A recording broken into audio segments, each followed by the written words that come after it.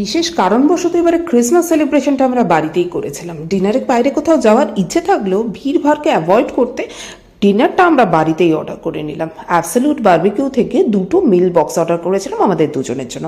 ছিল অনেক কিছুই। মিল বক্সটা আমি ফার্স্ট টাইম অর্ডার করলাম, দেখলাম 2টো পরাঠা আছে, সঙ্গে 4 রকমের কাবাব ছিল, শিক কাবাব, চিকেন কাবাব, প্রনের আর একটা ফিশের।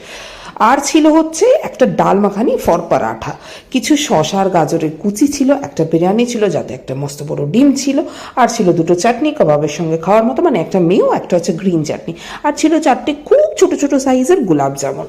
এবার আসি খাবারের রিভিউতে। আমার না খাবারটা খুব একটা ভালো লাগেনি, অনেস্টলি বলছি। কাবাবগুলো একদম ফ্রেশ ছিল না, প্রনটা একটা অদ্ভুত টাইপের স্মেল ছিল, বিরিয়ানিটা মনে হচ্ছিল যেন রেডি টু ইট বিরিয়ানিকে কেউ গরম করে দিয়েছে। গোলাপ জামুনগুলো যেগুলো ছোটো, মানে আমরা যেগুলো নিকুতি বলি, সেটা ঠিকঠাক ছিল। যাই হোক, এই দিয়ে ডিনার সারলাম। তোমরাও জানিও তোমাদের ক্রিসমাস কেমন কাটলো।